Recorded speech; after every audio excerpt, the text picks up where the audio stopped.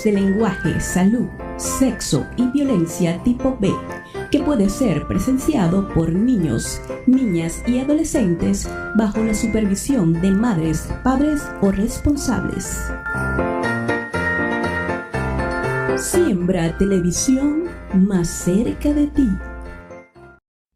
Siembra Televisión, compañía anónima, no se hace responsable por los comentarios y opiniones emitidas en el siguiente espacio, los cuales son de absoluta y única responsabilidad del moderador, productor o público participante de dicho espacio. Siembra Televisión, más cerca de ti.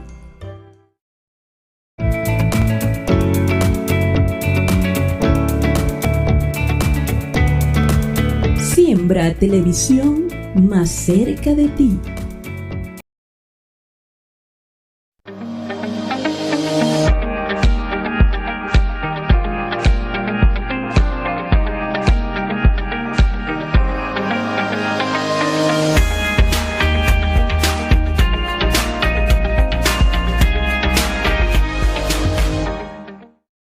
Muy buenas noches, estimadas amigas, estimados amigos. Bienvenidos a su programa Salud y Municipio. Hoy es jueves 16 de noviembre del año 2023. Como siempre, como es habitual, como debe ser, como es justo y necesario, lo primero. Y lo primero es darle gracias a Dios, nuestro gran arquitecto del universo, por darnos salud y por permitirnos entrar en sus hogares. Este programa Salud y Municipio llega a usted gracias a la señal de Siembra TV, su canal, el canal preferido de toda la televisora regional. Gracias a su presidente, el doctor Pedro Luque, en la gerencia general, Jorge Requena, en el control máster y sonido, Jessica Contreras, y en la producción y conducción, quien tiene un inmenso placer de traer para ustedes, Douglas González, certificado de locución 47140 de la Universidad Central de Venezuela. Hoy, antes de comenzar nuestro programa, queremos dar nuestras palabras de condolencia a la familia Gamarra, García, Rojas, por el sensible fallecimiento de nuestra apreciada amiga Deine García, esposa de un gran amigo como predilecto amigo como el Florentino Gamarra. De verdad que fue un desenlace inesperado. Ocurrió el día lunes, el martes fue el sepelio. Nos unimos a la condolencia. No hay palabras que pueda mitigar el dolor ni reparar la pérdida física de esta gran mujer, extraordinaria esposa, extraordinaria hija, extraordinaria madre, una excepcional dama de nuestro municipio, del estado Guárico, que lamentablemente nos dejó muy temprano, de verdad. Nuestra palabra de condolencia, nos unimos al dolor que embarga a toda la familia Gamarra, especialmente su esposo, Florentino Gamarra, sus hijos, sus nietos, su padre, Jorge Rojas Noriega, familiares, amigos. De verdad que una pérdida física, pero siempre estará en nuestros corazones. Florentino, mucha fortaleza, resignación, y a toda la familia. Paz a su resto, que en paz descanse, sabemos que está con Dios, no está sufriendo, y desde allá bendice a toda su bella familia. Quiero agradecer el comentario del periodista, el licenciado Miguel Rojas Grafe, en el diario La Antena, en su columna donde hace alusión a nuestro programa Salud y Municipio, a nuestra persona, agradecido. Ese es el objetivo que buscamos, darle información de la salud, llevarle la salud de una forma amena, sencilla, clara a todos y cada uno de nuestros televidentes. Y de verdad, Miguel, agradecido por tu comentario que nos compromete a seguir haciendo y tratar de hacerlo cada vez mejor. Gracias, Miguel, nuestro afecto, nuestro cariño a ese gran comunicador social y especialista de la comunicación como es Miguel Rojas Grafe. Ahora sí, hoy tenemos un programa sumamente especial. Y digo especial primero por el tema, un tema que en la década de los 80 empezó a causar revuelo porque afectó a artistas, afectó a deportistas, afectó gente, y entonces no se sabe mucho de esa enfermedad, y había hasta un temor de saludar, de darse un beso, darnos la mano, y bueno, eso creó un gran revuelo en esa época. Afortunadamente la ciencia, los estudios, la cosa ha cambiado. Y digo que especial por el tema, pero es más especial todavía por el invitado. Hoy tenemos un invitado especial de esa colonia que ha hecho un gran aporte al país. Pero en nuestro municipio, Rocio, y en el estado Guárico, podemos decir que es una de las colonias que ha hecho no solamente ese aporte desde el punto de vista del comercio, de la industria, ha hecho un gran aporte a la ciencia, a la educación, a los profesionales. Una colonia que ha dado, mira, médicos, abogados, ingenieros, bioanalistas, educadores, que han hecho y han permitido el desarrollo de nuestro municipio, y por eso digo especial. Y digo especial porque este joven médico vive en Ecuador, tiene ya 7 años viviendo en Ecuador, ejerciendo la medicina, la docencia, y el día sábado regresa nuevamente a Ecuador. Tenía 7 años sin venir a ver a sus padres, a sus familiares, y bueno, aprovechamos esta oportunidad, nos enteramos que está acá y no perdimos la oportunidad. Y dijimos, mira, el jueves tiene que compartir, y no dudo en decir, sí voy a acompañarnos, sí voy a hacer parte como muchos de los amigos de esa colonia que hemos traído a este programa. De verdad que para mí es un verdadero honor compartir esta tribuna con este médico especialista como es Jesús Elías Daguájer. Bueno, gracias por la invitación. Jesús Elías, gracias a ti por haber invitado. Jesús Elías es médico egresado de la Universidad Central de Venezuela. Se graduó como médico cirujano en la Universidad Central de Venezuela.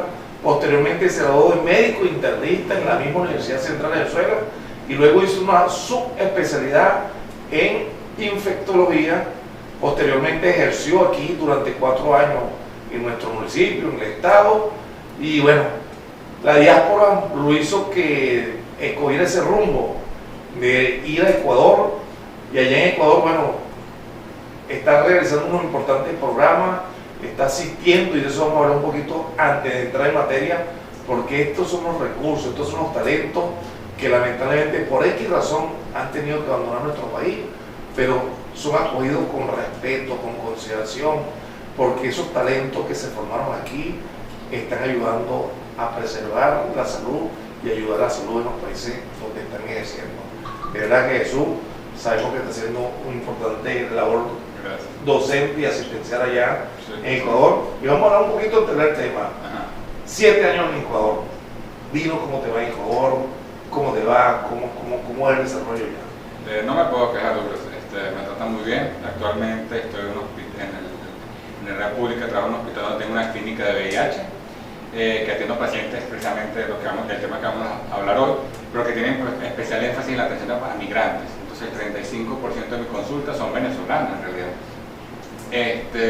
Y aparte de eso, soy docente de la Universidad Católica del Ecuador, la Pontificia Universidad Católica del Ecuador. Allí doy las cátedras de infectología en pregrado y manejo el posgrado de enfermedades infecciosas. Además, participo en el control de brotes y enfermedades infecciosas en el público como en el privado. Inclusive el hospital al que hago referencia, donde tengo mi clínica de VIH, en su momento durante la pandemia, bueno, si ahora visto la noticia de cuál fue uno de los países donde más duro le pegó la pandemia, mi hospital se transformó exclusivamente en un hospital COVID, como habrá pasado en muchos hospitales, pero el mío lo hizo muy tempranamente, apenas a los 2 o 3 meses cuando ya estaban empezando a propagarse los casos. Y bueno, a mí me tocó, como el infectólogo del hospital, crear toda la estrategia de protocolos de aislamiento y lo demás. Incluso fui a nivel de planta central, es decir, a nivel nacional, para colaborar en la cuestión del establecimiento de los protocolos, de algo que en ese momento no sabemos, pero ni siquiera la voz por los redondos. Así es. Bueno, fíjate, qué orgullo, mira, lo oigo y me emociono. Un talento venezolano haciendo esa labor importante, no solamente asistencial, sino de docencia. Cuando el COVID, bueno, fíjate, no solamente le tocó hacer los protocolos en el hospital donde se desempeña, sino que tuvo que recorrer el país para enseñar los protocolos, y eso lo hace un venezolano, un sanjuanero de acá, en la Plaza de los Amanes, de la familia Daguájer. Eso nos llena de orgullo y emoción, y es por eso que cuando me enteré que estaba aquí, mira, Jesús Elías, vamos a hablar, porque, fíjate, dirige los programas así, y más importante, el 35% de los pacientes de HIV-Sida que están en Ecuador, en su zona, que son inmigrantes, los venezolanos, los controlan, le dan los medicamentos, los tratan. Qué orgullo, ¿verdad? Qué orgullo, y de verdad que, bueno, solamente Dios reparará en salud esa gran labor que está haciendo. Desde ya estamos abiertos a la participación en el 0424-332-9421.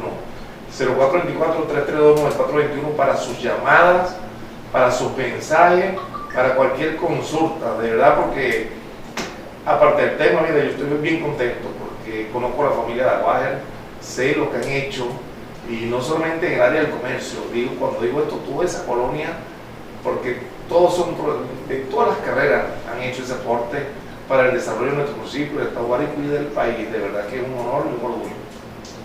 Vamos a hablar del HIV, tema que él domina como infectólogo, como internista y además que dirige en el hospital de Ecuador. ¿Qué es el HIV? El virus o VIH. O VIH en español, el virus de inmunodeficiencia humana, o VIH o HIV en inglés, es a la vez un virus y una enfermedad. Se refiere el virus a un particular retrovirus, un virus que es curioso porque es un virus que sus características son muy simples. Uno ve la estructura genética y es extremadamente simple, y eso increíblemente lo ha hecho su mayor fortaleza. Y este virus lo podemos adquirir todos en realidad, nadie está exento de ello, y el que lo adquiere pues desarrolla lo que es la enfermedad por VIH, o se puede decir de otra manera para evitar quizás los estigmas, un paciente que vive con VIH. El VIH puede ser asintomático por años, en teoría para progresar a la fase SIDA que ya hablaremos, puede demorar entre 2 a 10 años, pero posterior a la pandemia, por una razón que no conocemos, muchas clínicas de VIH nos hemos dado cuenta que los pacientes que no reciben medicación están progresando SIDA mucho más rápido. No sabemos si es algún efecto pospandémico, pero no es como la literatura referida antes, que decía que tú puedes estar hasta una década sin síntomas. Eso ya no está pasando. Sí, bueno, el COVID, afectó, y entre las secuelas del COVID tenemos múltiples. Y fíjate, no se comprobó científicamente, pero se presume que el COVID ha acelerado entonces que los pacientes que han tenido VIH, entonces avance más la enfermedad. El VIH tiene las características que activa algunos virus que normalmente no se deberían activar. Por ejemplo, el virus del VPH, por eso una mujer con VIH tiene más riesgo de cáncer de cuello uterino. Y el COVID es un retrovirus, o sea, del mismo grupo del VIH. No sería descabellado pensar que este active o que el COVID active o acelera el VIH per se. Es correcto. Bueno, por aquí ya vamos a... ¿Cuáles son los síntomas más comunes del VIH? Bien, esto es súper importante porque esto es como la hipertensión, que uno dice que la hipertensión es la asesina silenciosa, y es un mito que no duele la cabeza. Siempre cualquier clínico te va a decir que lo que te duele la cabeza y eso es hipertensión, eso es un mito. La hipertensión solo te duele cuando te estás muriendo. Es correcto. Igual pasa con el VIH. El VIH, hasta que no progrese en la fase SIDA, podría estar perfectamente asintomáticos. Ahora, cuando la enfermedad está parcialmente avanzada, o sea, hay una depresión de las defensas significativa, podría presentar enfermedades comunes, no definitorias de VIH o de SIDA, por ejemplo, neumonías, más frecuentes gripes, diarreas, etc. Por eso es que cuando uno tiene un paciente adulto joven que hace una neumonía muy severa para ser joven, o una infección muy severa para alguien que no debería portarlo, por ejemplo, una disentería, una diarrea muy fuerte y el paciente no es diabético, por ejemplo, debemos considerar la posibilidad de que haya un VIH. Pero fuera de ello, el VIH no da mayores síntomas, excepto quizás a las pocas semanas de la infección. A las pocas semanas de la infección, el VIH da unos síntomas muy específicos que son fiebre, malestar general, dolor de cabeza, un poquito de diarrea, un ganglio un poco inflamado, pero se autolimita en pocos días. Entonces la mayoría de la gente no lo relacionará jamás a VIH, puede perfectamente pensar que es un dengue, por ejemplo. Correcto. Y como se autolimita, dice, fue algo viral y se me pasó, y realmente fue algo viral, solo que no se te pasó. Luego el VIH entra en un periodo de latencia y puede quedar años asintomático. Y si uno no se hace las pesquisas, termina diagnosticándote porque ya estás casi que al final del camino, con fase SIDA.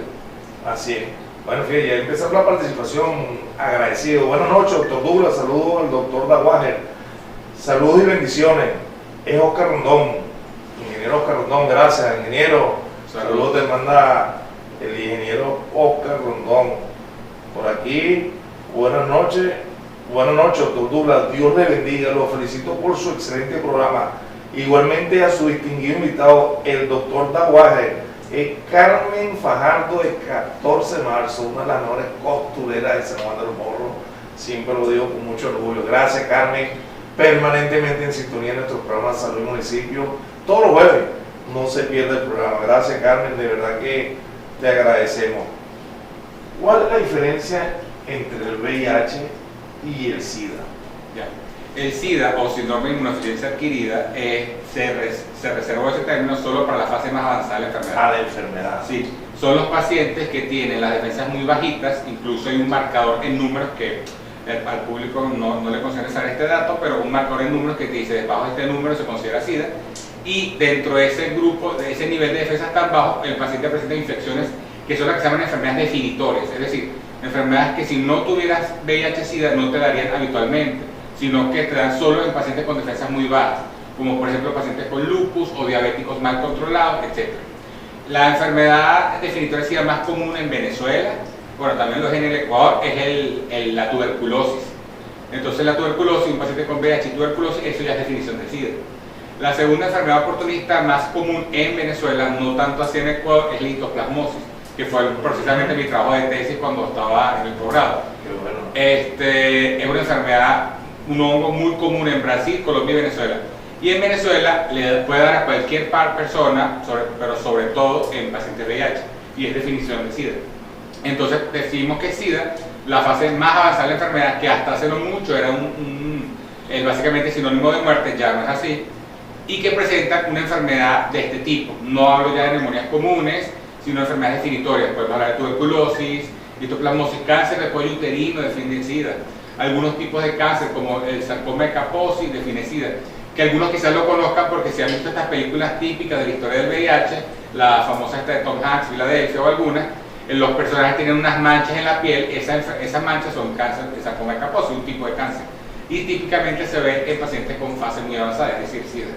Sí, bueno, yo me acuerdo de la época cuando apareció el SIDA, fue el actor Hudson, él fue el que le diagnosticaron eso, bueno, y después un basquetbolista, Magic Johnson, que afortunadamente siempre ha tenido el VIH, porque nunca ha tenido SIDA, porque ese hombre sigue haciendo el deporte, jugaba y hacía su deporte. Bueno, háblanos un poquito de eso. Para cuando doy la clase de VIH, yo coloco una imagen donde hay diferentes personajes famosos, que incluyen artistas, cantantes, políticos, etcétera. Héctor Lavoe, por ejemplo, que poca gente lo sabe, él falleció de SIDA. Sí, correcto. O sea, él trató de suicidarse y no lo logró y luego falleció de SIDA. Greg Louganis, el que fue antes de Michael Phelps, el nadador más famoso y rápido del mundo, por ejemplo. Y yo colocaba este tipo de imágenes y luego seguía precisamente la Magic Johnson. Y yo decía, ¿cuál es la diferencia entre ellos y Magic Johnson? Magic Johnson se infectó en una época en la que aparecieron los antirretrovirales y unos antirretrovirales potentes que permitían alargar la esperanza de vida. Entonces él, a diferencia de los otros personajes famosos, tuvo la posibilidad de sobrevivir. Luego, poco de último, Charlie Sheen, el protagonista de Dos Hombres y Medio, Two and a Half Men, que fue esta serie, duró un montón de años en televisión, y él hace unos pocos años se diagnosticó de VIH y salió en televisión diciéndolo como si le hubiesen adquirido una gripe. Y es que él se infectó en una época que es después del 2015 para acá, donde hubo una revolución absoluta en el VIH, donde hay unos nuevos grupos de antirretrovirales que básicamente un paciente con VIH vive exactamente igual que un paciente sin VIH. Bueno, mejor ejemplo de Marvin Gaye fue uno de los primeros infectados también, podemos decir, los deportistas famosos, y siguió jugando basquetbol. Después, en la misma regla, algunos, como se desconocía tanta la enfermedad, y la contagió. Entonces alguna gente lo estaba protestando, algunos jugadores protestaron, los equipos protestaban, Sí, lo estaban limitando de eso, porque pasó así.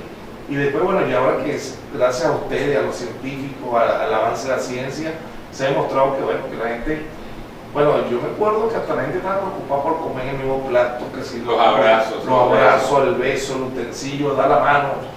Eso que es un gran revuelo. De hecho, yo tuve un compañero de estudio en nuestro pregrado que falleció de SIDA, graduándonos nosotros. Y eso que, bueno, hasta nosotros mismos, bueno, fíjate, era una desinformación tal que hasta nosotros nos preguntamos, mire, ¿quién estuvo ahí? ¿Quién comía con él? La novia. Y teníamos una desinformación bárbara que lo que crea angustia, preocupación y bueno, esa era la realidad. Eso es súper importante, recalcar que la televisión actualmente se sabe que es exclusivamente sexual, no por compartir un vaso, no por darse un beso, ni siquiera besos, compartir cepillos, o sea, todo al final es un mito. La televisión hasta ahora ha sido esencialmente sexual. No hay otra forma. Y la vía sanguínea por transfusión, pero actualmente todos los bancos de sangre hacen por VIH, claro, con ELISA de cuarta generación, que hacen que sea casi imposible que se escape una prueba. La otra posibilidad es de madre a hijo, la transmisión materno-infantil. Eso es una tragedia. Bueno, okay, por aquí. Buenas noches, doctor Douglas. Tremendo invitado de lujo, el doctor Daguarre. Importante el aporte por estas enfermedades infectocontroladas. contagiosa. Saludos. Es el doctor, bueno, y abogado nuestro Pedro Gimón, vecino también de Casco Central. Gracias, Pedro, vecino de ustedes también. Sí. Abogado Pedro Gimón, mi estimado amigo, como dice él, por aquí. Bueno, aquí te mandan buenas noches. Saludos al doctor Daguaje, excelente médico. Qué orgullo para la familia Daguaje y para nosotros los rocianos. Gente de ejemplo a seguir. Bendiciones a todos. Excelente usted, doctor Dura, por ese gran invitado. Gladys Azuaje del Mahoma. Muchas gracias, Gladys, por ese bello mensaje. Por aquí, buenas noches, doctor Dula. Saludos, excelente programa. Es tu hermana Rosa. Gracias a Rosa, a la doctora Rosa también. La familia, la cual, bueno, el orgullo nuestro, así como el orgullo de ustedes, que, bueno, Jesús Elías vino después de 7 años, ¿no? Regresó compartiendo con la familia, regresa el sábado a cumplir esa notable labor. Te voy a preguntar, Jesús, ¿no piensas regresar a Venezuela? Por ahora no están los planes. Por ahora no están, muchos compromisos, tienes muchos compromisos asistenciales y pedagógicos, ¿verdad? Sí. Pero bueno, nosotros tenemos fe de que nuevamente regrese con nosotros. ¿Cómo se diagnostica el VIH? Esto es súper importante porque eso también ha cambiado mucho en los últimos años. La definición anterior incluía hacerse 2 pruebas de VIH y la segunda era una prueba muy costosa, laboriosa, que tomaba 2 días, 3 días. Y las ventanas, que es el periodo entre lo que tarda la prueba de dar positivo, es decir, entre el momento de la infección y cuánto tiempo puede estar la prueba negativa, eran muy amplias. Todo eso ha cambiado. Actualmente disponemos de pruebas rápidas que son altamente sensibles y son con un simple pinchazo de un dedo. La prueba de VIH se puede hacer en cualquier momento, no requiere ayunas, puede ser parte de un examen rutinario de laboratorio, solo hay que pedirlo. Y hay operativos que te incluyen el pinchazo y el que no quiere sacarse la sangre completa, y el pinchazo es tan sensible con la prueba de sangre. Para hacer el diagnóstico necesitas 2 pruebas, realizar 2 pruebas, la segunda para confirmar, pero pueden ser pruebas para la izquierda, incluso pinchando un dedo y luego el otro tienes la confirmación diagnóstica. Y estas pruebas, a diferencia de las anteriores, tienen unas ventanas de 15 días. ¿Qué quiere decir esto? Que si te infectas un lunes, te va a dar positivo en 2 lunes a más tardar. Antes se decía que había que esperar 3 meses, 6 meses, eso ya no es así. Las pruebas, incluso algunas ventanas de 4ª generación, ya van por 10 días, 12 días. Es decir, que es muy precoz el diagnóstico. Qué bueno, eso también se lo debemos a ese avance de la ciencia. Fíjate, plantea, ¿verdad? Esa expectativa, que si estás infectado, cuando tienes que hacer la prueba, que te da la pena, y con un simple pinchazo. Eso es muy importante, por ejemplo, en las mujeres que sobreviven a abuso sexual, que parte del plan de trabajo incluye la pesquisa y tratamiento a tiempo de las infecciones de transmisión sexual.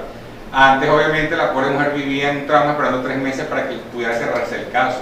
Claro. Actualmente, antes del mes, se le hace la prueba de todas las posibles infecciones de transmisión sexual, y todo lo que es negativo, si todo es negativo, ya puede cerrar este capítulo. Yo conozco aquí en el mismo hospital de Rebarza, en una época, un cirujano que lamentablemente falleció en una intervención quirúrgica. Un paciente se pinchó y ese fueron meses de angustia. Un cirujano y con doble guante, y fueron meses de angustia, los familiares, los colegas, todo el mundo preocupado porque, bueno, se pinchó en una intervención quirúrgica un paciente con HIV-Sida, porque ya tenía SIDA el paciente. Entonces, bueno, eso, pero definitivamente no pasó nada. Ahorita la angustia duraría menos de 15 días. Sí, claro, gracias a la ciencia, al avance, y gracias a ustedes, ¿verdad? Porque ustedes son de una u otra forma los que están marcando esa pauta. ¿Cuál es el tratamiento estándar del VIH? Bueno, ya vamos a hablar de los retrovirales por un ejemplo de... Bien, esto es súper interesante. El tratamiento estándar del VIH actual, por lo menos en Latinoamérica, sigue siendo un estándar de 3 drogas, que son los medicamentos antirretrovirales. Son diferentes esquemas que se arman según la necesidad, y hay esquemas de primera línea, esquemas de segunda línea.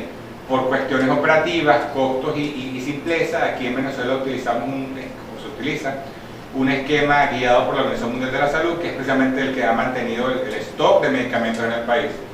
De 3 drogas que son altamente potentes, incluyendo una droga del grupo que comenté, por el cual este artista salió en televisión diciendo que tenía VIH como si lo hubiesen diagnosticado un lunar. Y la ventaja de estos esquemas, que pueden ser tan simples como por ejemplo, el esquema actual de primera línea es una tableta una vez al día. Una tableta diaria. Y más nada. Entonces, claro, yo los pacientes cuando llegan a la consulta aterrados, llorando, sienten que se quieren morir, porque claro, el diagnóstico es un impacto, ¿no? Le digo, mira, un hipertenso toma 2 pastillas al día, un diabético toma 3 pastillas al día, y cuidado si no se inyecta. Tal cosa, el hipotiroideo toma una pastilla al día, pero tiene que tomar a las 6 de la mañana y tiene que madrugar. O sea, la tuya simplemente una pastilla antes de acostarte y más nunca. Y el horario lo adaptas tú. Exactamente, y por ahora, porque ya han salido esquemas que son los esquemas de inyección de la reacción, obviamente todavía no llegan a Latinoamérica por los costos, pero que ya hay en Europa y Estados Unidos, que es una inyección en el brazo cada 2 meses. Una inyección cada 2 meses. Y te olvidas. Bueno, yo sé Y está por salir la que va a ser semestral. Cada 6 meses. Bueno, fíjate el avance de la ciencia. Por eso que nos alegra cada vez que la ciencia avanza. Aquí la doctora Julie Delgado, por cierto, infectóloga, a la cual le mandamos un cordial saludo. Esperemos que esté en sintonía también. Dirigía el programa HBC, no sé qué no está viendo, y el gobierno entregar los medicamentos. No sé si eso se está cumpliendo a cabalidad. En una época eso era muy efectivo. Los pacientes iban a retirar su medicamento. Yo estaba en el posgrado, el programa era impecable. Correcto. No sé sí, de verdad no tengo esa información. Si alguno de ustedes la tiene, por favor comuníquenos, llamen o nos informen si se está cumpliendo a cabalidad, si el Estado está entregando los retrovirales. Yo recuerdo cuando la doctora Julie se cumplía a cabalidad, ya estaba muy pendiente de que se cumpliera eso. ¿Cuáles son las complicaciones a largo plazo del HBC? Perfecto. Esto es súper interesante porque hay que aclarar en qué escenario estamos hablando. Si es un paciente que por X causa no sabe que tiene VIH o se niega a la enfermedad o lo que sea, no toma medicación, la complicación a largo plazo es que se va a morir. Correcto. Va a ser alguna infección oportunista, ya sea tuberculosis, ya sea histoplasmosis, ya sea la que sea. Yo siempre les digo, o sea, no es que te vas a morir en la cama tranquilito, te vas a morir con una enfermedad, con una infección que te va a dar muchos dolores, vómitos, diarrea o lo que sea. Ahora, esto es algo muy interesante. Ahora con estos esquemas de tratamiento antirretroviral, que como he dicho ha cambiado radicalmente el panorama, ya los pacientes de VIH no se van a morir de VIH. Pero bueno.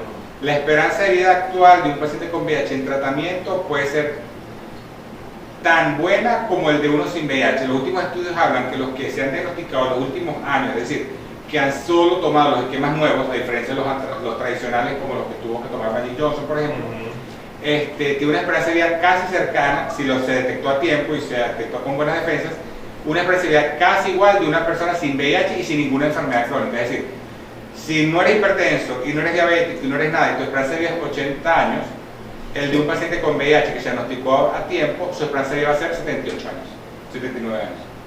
Sí. Radicalmente diferente. Incluso, y esto es lo que más manejo en la consulta, la mayoría de los pacientes en la consulta, porque para cumplir esto hay que ser religioso con el tratamiento, eso sí, buscar lo que se llama la indetectabilidad. ¿Qué es la indetectabilidad? Es el hecho de no tener carga viral en sangre. Hay una prueba que es la carga viral, que nos mide cuántos virus tenemos en la sangre. Esta prueba es súper importante porque nos hace un pronóstico al momento del diagnóstico y nos hace un seguimiento para ver si la medicación funciona, si el paciente no es resistente al tratamiento o no. Si el paciente toma la medicación religiosamente, la carga viral va a bajar a 0. Y esto tiene dos resultados importantes. Primero, en el paciente. Es como que la enfermedad se detuvo absolutamente. Cuando uno tiene un diabético, uno le da medicación, uno logra retrasar la enfermedad lo más posible, quizás a lo más mínimo, pero no se detiene nunca, igual con muchas otras enfermedades. Pero el VIH no ocurre así, básicamente se detiene casi en absoluto. Qué bueno. Y tiene una segunda utilidad que es de salud pública. Un paciente con VIH indetectable no contagia. Qué bueno. El riesgo de contagio no es bajo, no, es 0 absoluto. Esa es la razón por la cual la estrategia de la Organización Mundial de la Salud aborda esto de dar tratamiento al por lo menos al 95% de la población que esté con VIH. Se tiene una estrategia de 95, 95, 95, que el 95% de los pacientes sepan que tienen VIH, que el 95% de ellos tengan acceso al tratamiento y que el 95% del anterior estén con carga viral indetectable o suprimida. ¿Y por qué lo ponen? Porque este objetivo es a largo plazo de salud pública. Entonces, claro, cuando tú le das tratamiento antirretroviral a un paciente, no solo estás ayudándolo a él, sino que estás ayudando a la comunidad porque reduces el riesgo de contagio. Y es parte de la funcionalidad de los programas de VIH. Intervenir, que el paciente tome o sea, no lo puedes obligar a tomarlo, pero intervenir hasta el punto de que él quiera tomarlo, porque es tanto bien para él como para el resto. En este caso, los pacientes que toman su medicación y estén indetectables no se van a morir de VIH, se mueren de todo lo demás en realidad.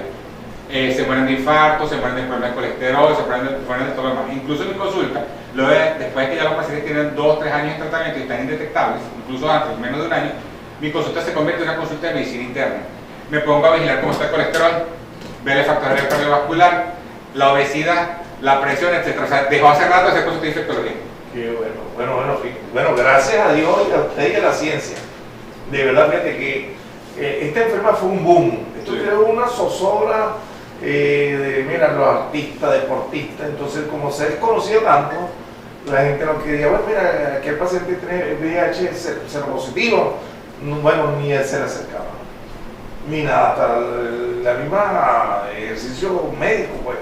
Había reserva, los aislaban, lo tenían en una habitación un solito, entonces todo el mundo, yo me acuerdo yo estaba en el pregrado, y entonces todo el mundo en la habitación tal hay un paciente con eso, con esa patología VIH. Pues.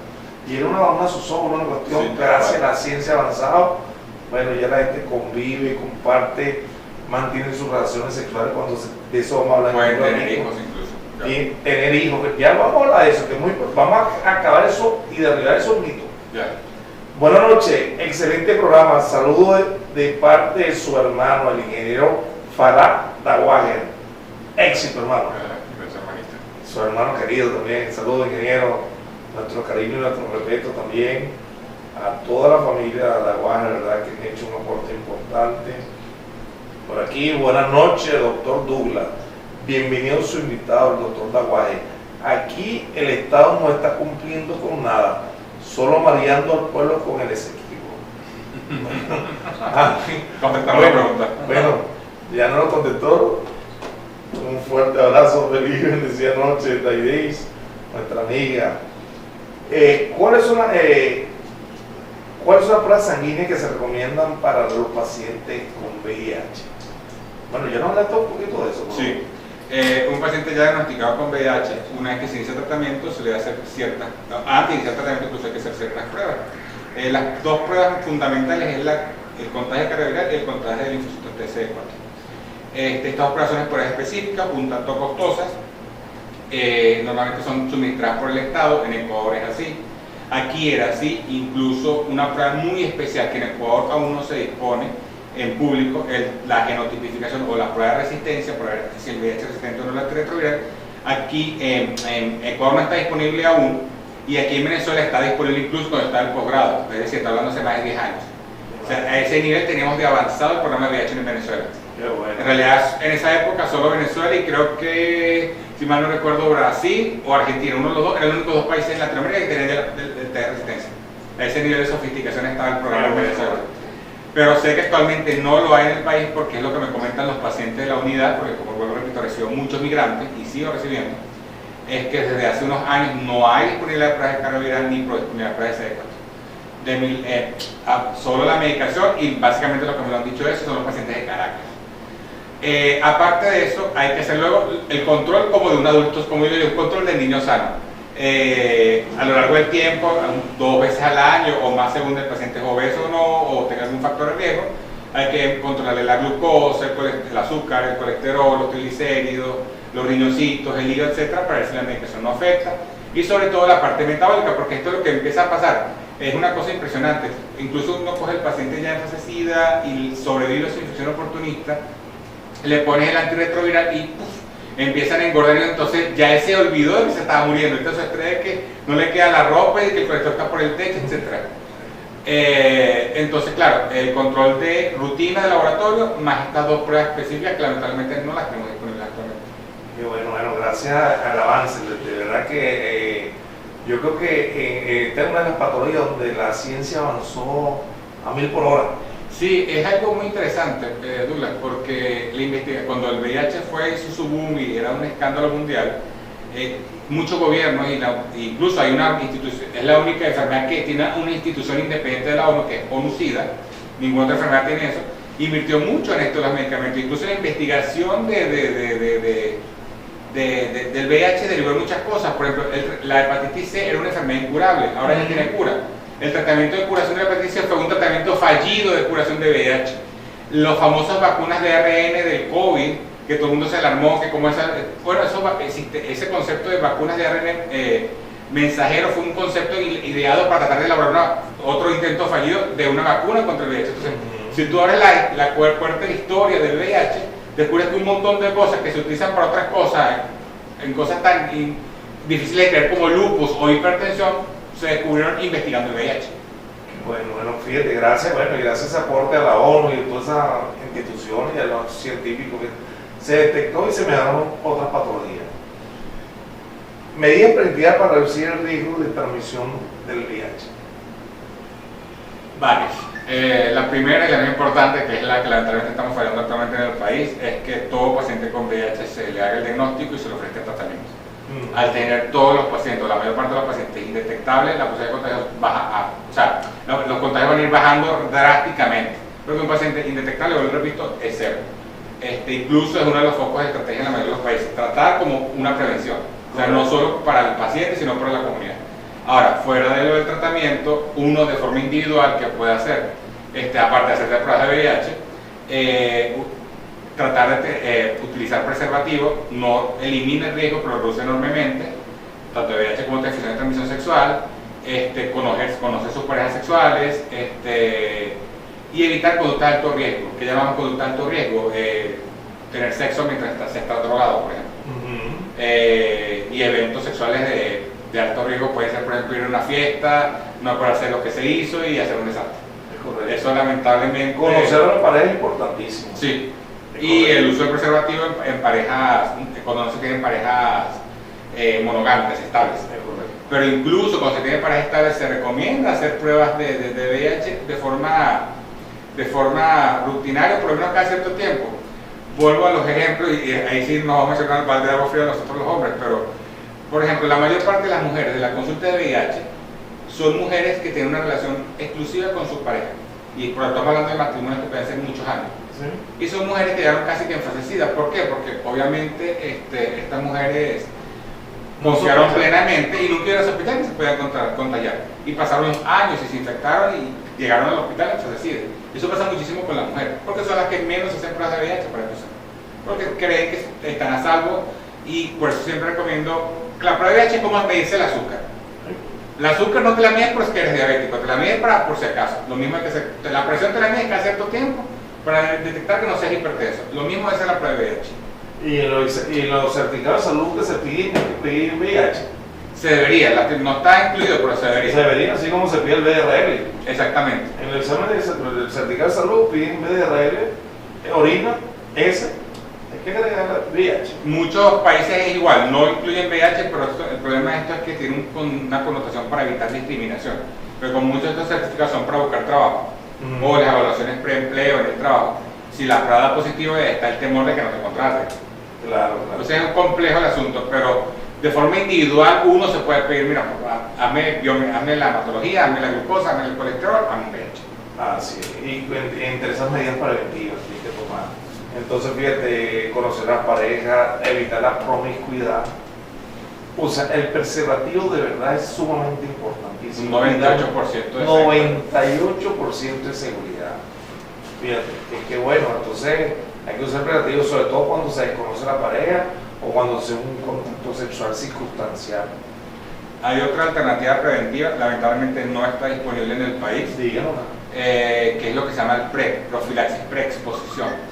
Es dar a medicamentos antirretrovirales, no un esquema completo, sino drogas mucho menos potentes, a pacientes de alto riesgo, que lo tomarían diariamente para disminuir el riesgo. En realidad, el PrEP ha demostrado que disminuye el riesgo a cero.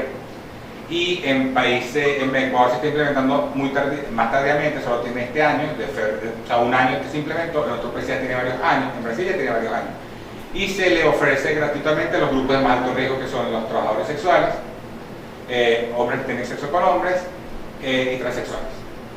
Y el riesgo, en Estados Unidos, por ejemplo, esa medida ha logrado que el número de casos de VIH vayan en picada en los últimos 5 años. Qué bueno, y hay que buscar todo eso. Bueno, no hay que hacer la mano de Estados Unidos, tenemos que los países latinoamericanos montarnos en eso también. Por aquí, bueno, yo le doy otro mensaje, tan bello el especialista, Dios me lo cuide, ¿cómo va a estar aquí en este país en miseria? Él tiene un gran futuro, Dios lo guíe sus pasos. Esta IDIS Gracias, Tairi, por ese bello mensaje, Ascendí. Y nosotros sí esperemos y soñamos que él va a regresar también, porque eso va a cambiar, Dios mediante.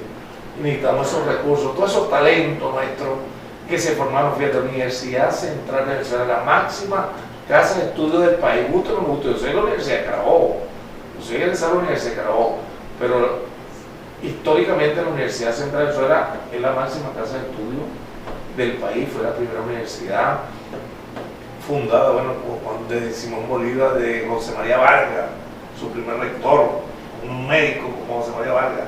Y bueno, fíjate, y no solamente fue que se graduó de médico cirujano, sino que también se graduó de médico internista en la Universidad Central de Venezuela y hizo su especialidad de infectología en la Universidad Central de Venezuela. Pero nosotros siempre tenemos esos talentos, porque esa es nuestra esperanza, los venezolanos que nos quedamos aquí y nos vamos a quedar y seguimos batallando, es que todos esos talentos que por X razón han tenido que abandonar el país, regresen nuevamente a nuestro país donde se han acogido para seguir apuntalando nuestro desarrollo. Más que nunca lo vamos a necesitar, porque fíjate, qué orgullo, fíjate, dirigir los programas, fíjate, le tocó la etapa COVID dirigir ese programa en todo Ecuador.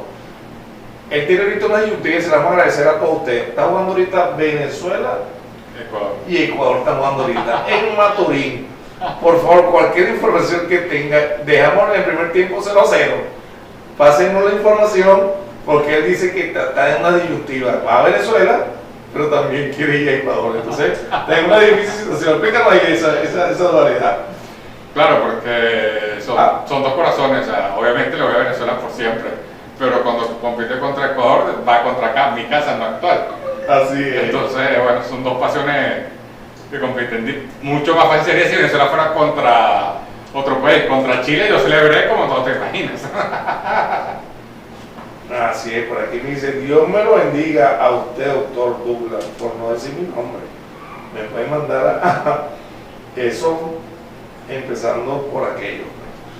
Claro que sí, nosotros agradecemos y tenemos un respeto para nuestra gente que nos sintoniza. Este programa se debe a usted y de verdad que nos sentimos muy, pero muy halagados. Así que, por favor, infórmenme, yo también estoy pendiente. Yo sí voy a la Vinotinto, tenemos años, mira, es que Venezuela nos cambió. Yo no recuerdo en el Mundial México 70, tú no habías nacido, fue el primer Mundial México 70, uno de los mundiales que ganó Brasil, y eso lo televisó Radio Caracas Televisión en blanco y negro. Y los venezolanos aprendimos a querer a Brasil. Y casi todos los venezolanos íbamos a Brasil a los mundiales porque Venezuela eliminada en la primera ronda, goleada, es decir, nunca tuvimos oportunidad. Últimamente, después de este entrenador que nos metió a la Vinotinto, que por cierto, médico,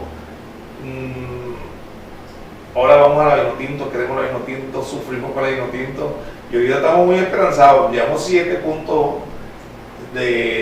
vamos de sexto puesto, llevamos 7 puntos y creo que nosotros de una otra forma vamos a seguir avanzando porque soñamos ir a un mundial. Creo que el único país latinoamericano que es de las eliminatorias que no ha ido a un mundial somos nosotros venezolanos. Entonces lo merecemos y estamos trabajando para eso. Factores de riesgo para prevenir el VIH. Factores de riesgo para el VIH. Bueno, hay más llamaría grupos de riesgo. Hay ciertas poblaciones que son las más propensas a tener VIH. Las que están descritas tradicionalmente son los hombres que tienen sexo con hombres. Ahí puedes incluir cualquier tendencia, puede ser gay, bisexual, etcétera, pero tiene que tener sexo con hombres. Incluso en la definición médica ya no utiliza ninguno de los otros términos. Trabajadores sexuales, ya sean tanto hombres como mujeres, transexuales femeninas, es decir, hombres que cambian de género a mujeres, y personas privadas de la libertad. Son los 4 grupos de mayor riesgo. E incluimos un quinto grupo que no es mayor riesgo, pero se considera el grupo foco fundamental de intervención, que son las embarazadas.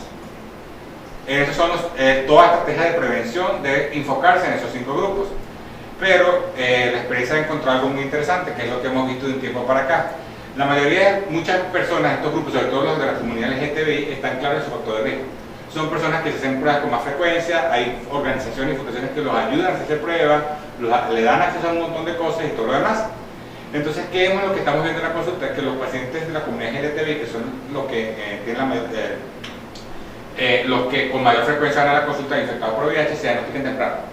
porque están al tanto de todo esto. No así ocurre con los que no son grupos de riesgo. Entonces, encontramos con mayor frecuencia que si el hombre es heterosexual, ese llega enfasecido. ¿Por qué? Porque yo soy hombre mero macho y no va a pasar nunca, entonces nunca se hubiese hecho una prueba. Y lo mismo, el ejemplo perfecto de las mujeres, que es lo que comenté. Muchas mujeres tienen relaciones monogámicas, están casadas, un matrimonio de años, y terminan teniendo VIH y llegan ya enfasecidos. Correcto. Entonces, claro, la mayoría de las estrategias se enfocan en esos grupos porque son por mucho los demás riesgos. Pero yo creo que ahorita, actualmente, todo el mundo tiene riesgo por lo que estamos viendo, pues porque obviamente los otros grupos no le han prestado atención y entonces ahora vemos que los que no son de esos grupos, de esas comunidades, se diagnostican muy tardíamente, o sea, los que se infectan se diagnostican muy tardíamente. Entonces tengo una cosa muy curiosa, es más común que la mujer esté en fase SIDA que no SIDA. Porque la mayoría de las mujeres no se hacen pruebas de rutina, a menos que sean, curiosamente, trabajadoras sexuales. En Ecuador, por ejemplo, las trabajadoras sexuales tienen hasta un carnet de salud que se hace con regularidad. Se van regularmente a hacerse las pruebas. Entonces, esas están más conscientes y pendientes que una mujer que no sea de ese grupo. ¿Es factible transmitir el VIH a través de la lactancia materna, ya que estamos hablando de la embarazada? Sí, la transmisión por la lactancia materna se ha demostrado, por eso es importante a toda mujer que no se le haya hecho prueba de VIH al momento del parto se le haga uno, porque la lactancia materna está proscrita en el VIH. Ahora, si la paciente toma tratamiento antirretroviral y está indetectable, carga viral cero, podría amamantar sin que contagie el bebé. Sí, es posible, lo que se hace en África donde no hay leches maternizadas. Pero en Latinoamérica en teoría no está prohibido y lo que sería es el Estado asegurarle a esta madre las fórmulas, pero no debería en teoría.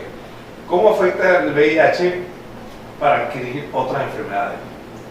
Es decir, el paciente es más susceptible también a adquirir otras enfermedades. Sí, un paciente con VIH, ya no estamos hablando de SIDA ni nada, un paciente que vive con VIH, correcto, tiene más riesgo de adquirir otras infecciones de transmisión sexual, tiene más riesgo de adquirir sífilis, por ejemplo, uretritis en los hombres, gonorrea en las mujeres, no sé si escucharon en algún momento la famosa viruela de los monos. Sí. En Ecuador llegó un montón de casos, pero eso fue una epidemia muy rara. Llegó en agosto y en septiembre ya no había más casos, pero fue así, un fugaz, pero un montón de gente cayó. Y los que tenían VIH eran los más susceptibles de adquirir la infección. Fuera de la infección de transmisión sexual, un paciente con VIH, ya tanto por la enfermedad como por la medicación, tiene más riesgo de hacer enfermedades de tipo metabólico, tiene más riesgo de hacer diabetes o hipertensión o problemas de colesterol, por eso no se los monitorea más. Y el cáncer ya no se ve como una causa de VIH porque, como les dije, estos cánceres que se asocian a VIH o SIDA se controlan, suprimen totalmente con el antirretroviral. Incluso es algo interesante, un paciente que se diagnostica en fase SIDA con un cáncer, el antirretroviral le remite el cáncer de una forma impresionante. Es más, muchos de estos cánceres que se diagnostican en fase SIDA, un linfoma o este cáncer del cuello uterino como comenté, el oncólogo te va a decir dale antirretrovirales y luego que esté indetectable vemos que le quedó de cáncer para ponerle quimio si le hace falta, porque muchos cánceres incluso remiten completamente. Pero ya en tratamiento básicamente hay que estar pendiente de otra infección de transmisión sexual, hepatitis B es más fácil de adquirir y que se vuelva crónica en el VIH, cosas que no ocurren en los no VIH, y las metabólicas, hipertensión, diabetes, colesterol. Correcto. ¿Existen vacunas para prevenir el VIH? Súper curioso lo que comentas, porque iba a decir que estaba a punto, pero ya no. Hubo un montón de estudios y salieron un montón de vacunas en fases preliminares. Solo uno había llegado a la fase de prueba en humanos, que es el famoso estudio Mosaico. Aquí en Latinoamérica, en el grupo que se reclutó estaba en Argentina, y en principio parecía ser prometedor. Los rumores entre infectólogos decían que la vacuna no estaba dando resultados, y lamentablemente en julio o en mayo, no me acuerdo cuándo, el laboratorio que estaba investigando esta vacuna paró la investigación porque no logró prevención.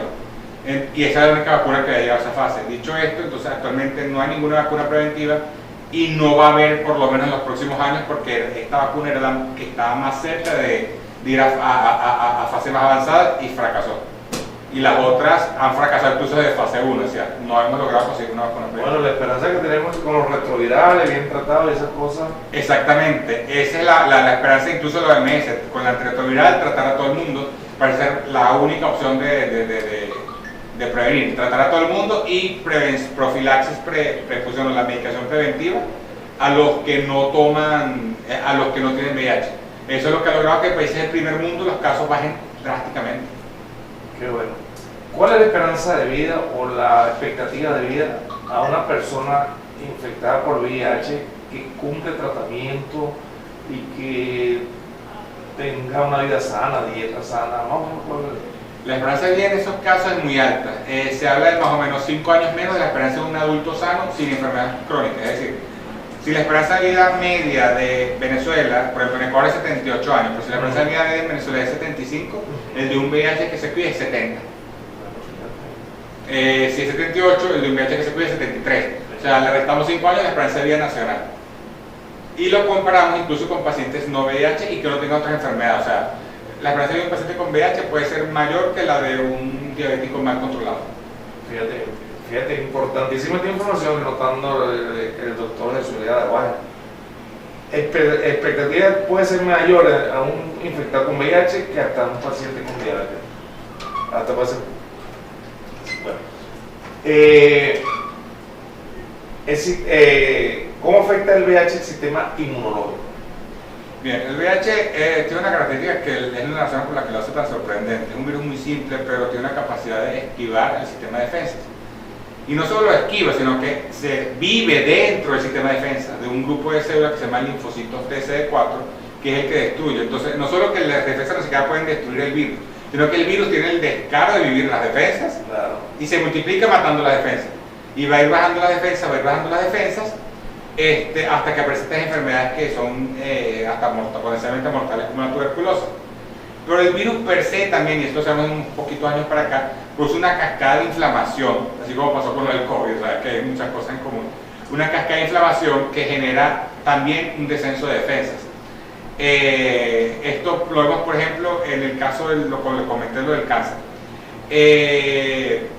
Tenemos un paciente con VIH fase SIDA y tiene este sarcoma de Kaposi, que fue lo que comenté de las películas, lesiones en la piel, o una mujer con cáncer de cuello uterino. Le inician antirretrovirales, la carga viral baja a cero en cuestión de meses, es rápido, pero las defensas no suben tan rápido. Y aún así no hace falta, una vez que la carga viral baja a cero, aunque las defensas no han subido, el cáncer empieza a retroceder. Y tenemos el caso de pacientes que se diagnosticaron lamentablemente muy tarde y sus defensas están en el piso. ¿Qué llaman el piso? El número que yo digo, el linfocito TCD4 un adulto sano, es de 800 a 1200. He tenido pacientes que tienen 5. O sea, 800 es lo mínimo que se acepta, 5. O sea, no estoy hablando de 500, 5, o sea, 0. Y estos pacientes se les inicia medicación y las defensas nunca le suben a 800, le suben a 100. Y tú dices, bueno, con esto me conformo. Y aún así no enferman casi, siempre y cuando el virus esté en cero. Entonces, ¿y por qué ocurre esto? Porque el virus destruye toda la arquitectura de la defensa. Y es una cosa curiosa, porque ningún virus hace eso, de que no solo no lo puedes destruir la defensa, sino que además tiene el descaro de estar sobre la defensa y hacer lo que quiere. Bueno, pero para eso está usted. ¿Cuáles son los efectos secundarios más comunes en los medicamentos retrovirales? Ha cambiado también, porque antes siempre se había escuchado que los antirretrovirales chupaban los cachetes, daban diarrea, todo eso ya cambió.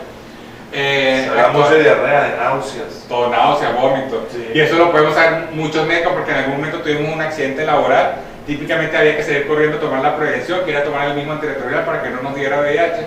Y entonces, cuando a mí me pasó de estudiante, a mucha gente le habrá pasado, y esas eran 5 pastillas, y eso era clac, y eso era una diarrea horrible, o sea, todo eso cambió. Los esquemas actuales, lo que más que pueden dar es sueño o mareo al inicio o somnolencia. Diarrea muy pocas veces, excepto algunas drogas. Algunas otras drogas pueden subir colesterol y ya. Incluso estas náuseas o estos mareos suelen ser en el primer mes. La mayoría de los pacientes suelen referir que luego del segundo o tercer mes no sienten nada. O sea, incluso dudan de que estén tomando algo hasta que les muestren los exámenes. Porque claro, como el mito es de que los medicamentos son tóxicos, dañinos y lo demás, no te creen que les estás dando azúcar y hasta que no les muestren los exámenes no te lo creen, porque claro, las primeras semanas tienen síntomas y de repente se sienten perfectos. ¿Qué medidas deben de tomar los pacientes que sufren VIH para mantener sus mejores condiciones de salud? súper importante. Las drogas, evitarlas absolutamente. Evitar las drogas. Sí. Fumar está proscrito en un paciente con VIH. Desde fumar, el cigarrillo, el tabaquismo. Sí, el cigarrillo es el peor invento de la humanidad, pero en el caso del VIH es peor aún porque todo lo potencia. Si el cigarrillo te aumenta el riesgo de cáncer de pulmón en 7 veces, el VIH lo aumenta 21. O sea, multiplica todo en VIH. O sea, el cigarrillo en VIH está proscrito, no es evitarlo no, proscrito absolutamente. Sí. Evitar aumentar de peso, una dieta sana y la actividad física. La actividad física en algún Maravilloso. Sí, la actividad física en algún momento lo hemos visto, y eso lo hablaba hoy con una fisiatra por otro tema. Siempre lo hemos visto como una moda por lucir bien y lo demás. Yo me he estudiado un poquito en esa parte, pero sí, la actividad física ahora se sabe que es salud. Las personas activas físicamente tienen riesgo de infarto y todo lo demás. El paciente con VIH activo físicamente tiene las defensas más altas, y los estudios lo han demostrado, que un paciente con VIH que no haga ejercicio. Entonces el ejercicio sube las defensas en el paciente con VIH. Qué bueno. ¿Qué papel juega en la terapia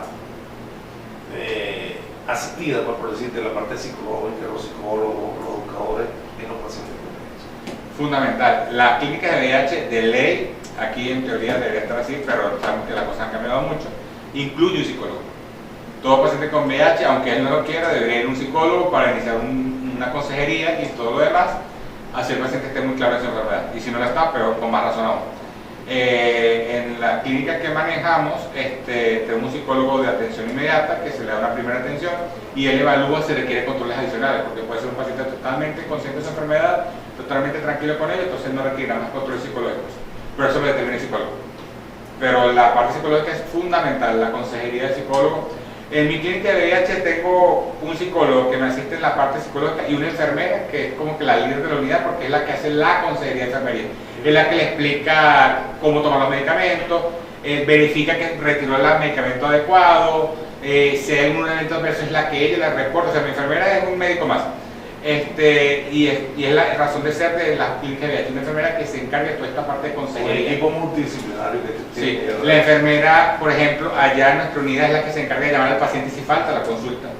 bueno. Porque parte de la estrategia es que nos vuelve a repetir, no solo por el paciente, es por la salud pública. Entonces es la que se encarga de llamar al paciente si no llega.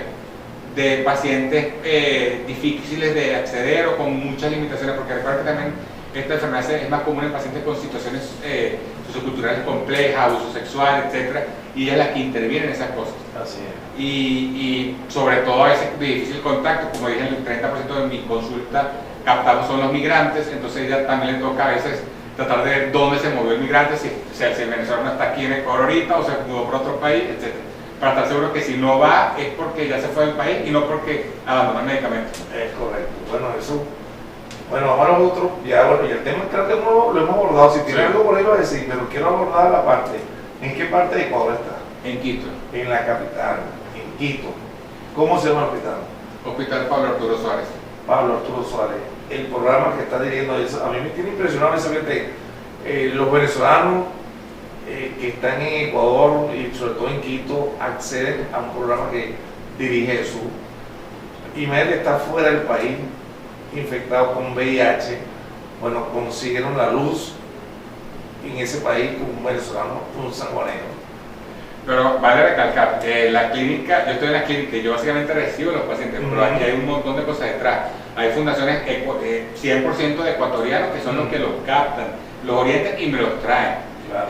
Hay un par de fundaciones, incluso hay un programa que se llama Golondrinas, que es como los pajaritos que migran al sur. Cuando hubo la gran migración de venezolanos a Chile, que atravesaban caminando Ecuador, Perú y lo demás, entre ellos había pacientes con VIH. El operativo Golondrina les daba medicación en Colombia, luego en Ecuador por mi parte, luego en Perú y finalmente hasta que llegaban a Chile. O sea, es un equipo multidisciplinario y muchísimos de ellos la mayoría de ellos son ecuatorianos incluso. Bueno, solamente nos resta ya el tiempo de decirle a Jesús que Dios te siga bendiciendo, que te dé la sabiduría que tiene para seguir desarrollando esa inteligencia, esos programas, no solamente en función de los venezolanos que migran, que allá en Ecuador, sino para toda la gente que de otra forma te busca. Bendiciones. Gracias por la invitación. De verdad que un honor, un orgullo, bendición a toda la familia de Abajer y bueno, Solamente nos resta decirle gracias a Jesús, eres una bendición de nuestro municipio de Lugares para Venezuela, y que siga esa labor importante de docencia asistencial en función de la humanidad. Este programa llegó a usted gracias a la señal de Siembra TV, su canal, gracias a su presidente, el doctor Pedro Luque, gracias al gerente general Ángel Requena, gracias a nuestro control máster y sonido como Jessica Contreras, gracias a la unidad oftalmológica de Doña Ana, del doctor José Samuel Iscanda, con ese extraordinario equipo de médicos oftalmólogos coordinado por el doctor José Samuel Iscanda, que le dan una esmerada atención y lo hacen ver y verse mejor. Igual que a la unidad odontológica del doctor Máximo Llori, con ese gran equipo odontólogo, con la doctora Carly Pérez Llori, Marcos Llori, Ricky Llori, toda esa familia que trabaja en la salud bucal para niños y adultos. De verdad que nos sentimos muy contentos de este programa y nos invitamos para el próximo jueves a otro programa de salud y municipio. Que tengan toda una feliz y bendecida noche. Feliz noche.